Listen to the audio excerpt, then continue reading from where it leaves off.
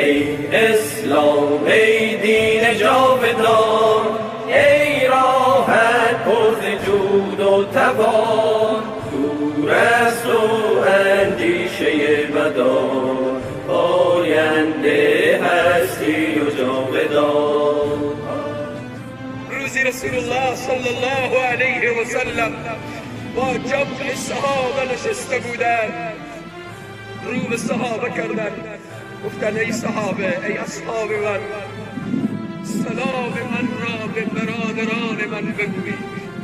صحابه گفتند یا رسول الله، آیا ما برادران شما نیستیم؟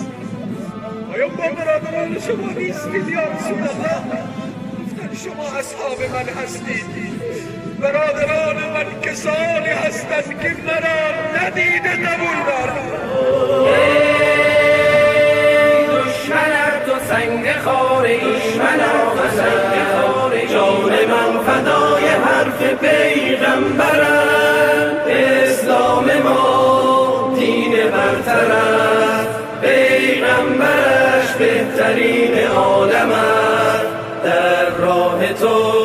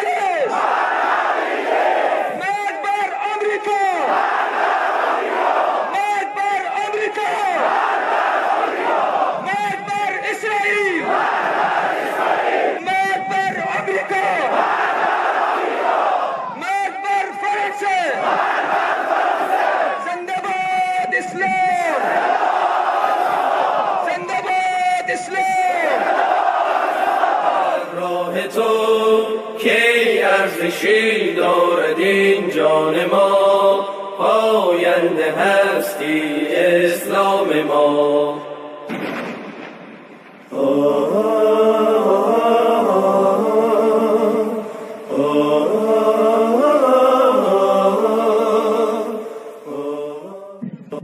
توهین و بی احترامی فرانسه نه اولین و نه هم آخرین خواهد بود.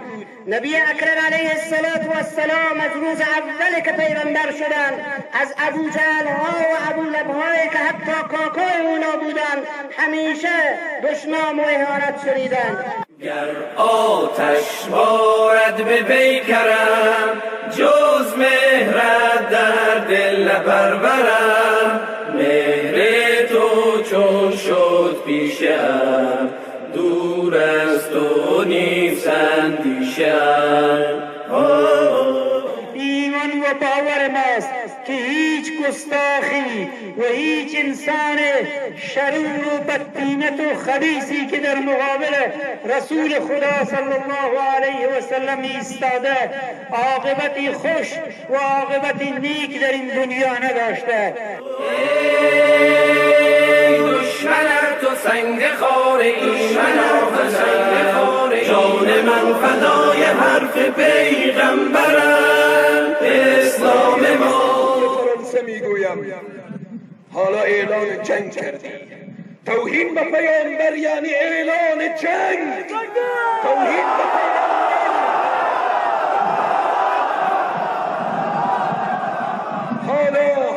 حالا اعلان جنگ کردی با تمام کفار حربی که علیه مسلمان ها حرکت کردند. خصوصا برای رئیس جمهور فرانسه میگویم آرامش را از ملت خود سلب کردی. ملت تو دیگه آرامش نداره.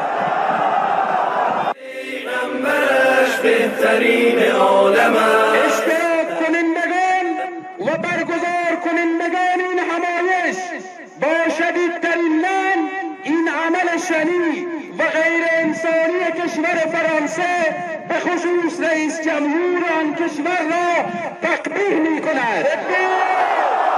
پیغمبرش بهترین عالم است، در راه تو کی ارزشی دارد این جان ما، پاینده هستی اسلام ما.